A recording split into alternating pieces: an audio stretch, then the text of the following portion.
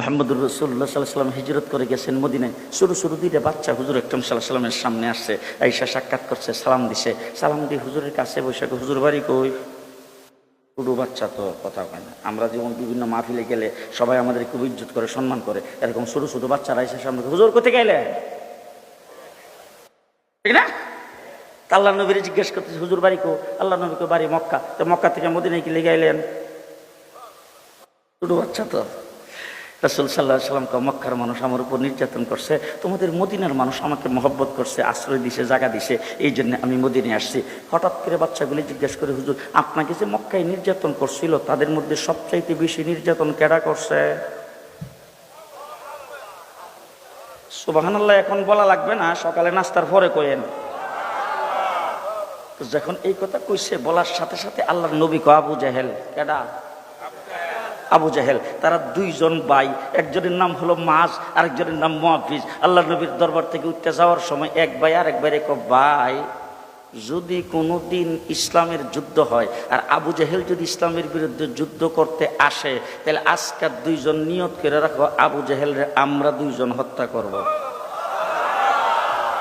কিছুদিন পরেই যখন বদরের যুদ্ধের ঘোষণা হয়েছে, দুই ভাই দৌড়ে মার কাছে গেছে, যাইয়া দেখে মা ঘরের ভিতরে বৈশা বিলাপ করে কাঁদতেছে। তো মারে যাই জিজ্ঞেস করছেন, মা তুমি এইভাবে কাঁদতেছো কেন? বলে, বাবা রে, তোর বাবা তো আজকে দুনিয়াতে নাই, যদি তোর বাবা দুনিয়াতে থাকতো তাহলে আল্লাহর নবী যুদ্ধের ময়দানে যাবে, আবু জাহেল যুদ্ধ করার জন্য আসতেছে, কাফিরদের সঙ্গে যুদ্ধ হবে, আমি যুদ্ধের ময়দানে তোর বাবারে পাঠাইয়া হাসরের ময়দানে আমি মুজাহিদের স্ত্রী হিসাবে উঠতে পারতাম, কিন্তু তোর বাবা তো দুনিয়াতে নাই। আর তোরা শুধু বাচ্চা, তোরা যদি নওজোয়ান হইতে তোদেরকেও তো যুদ্ধের ময়দানে পাঠাইয়া আমি হাসরের ময়দানে মুজাহিদের মা হিসাবে উঠতে পারতাম।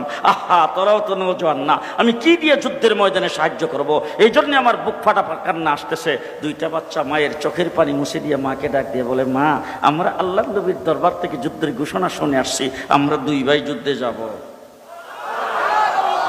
মা ডাক দিয়ে বলতেছেন, বাবা কি তোমরা দুই ভাই ছোট বাচ্চা, এই ছোট বাচ্চা তো যুদ্ধের ময়দানে কোনো কাজ করতে পারে না, বাবা তোমরা যাই এত যুদ্ধের ময়দানে মানুষের ঠেঙ্গের শিবার মধ্যে পড়ে থাকবা, তোমরা যুদ্ধের ময়দানে যাইতে পারবা না। বাচ্চা দুইটা উঠে মা আমরা বয়সে শুধু দেখতে শুধু, কিন্তু আমার আল্লাহ কি শুধু?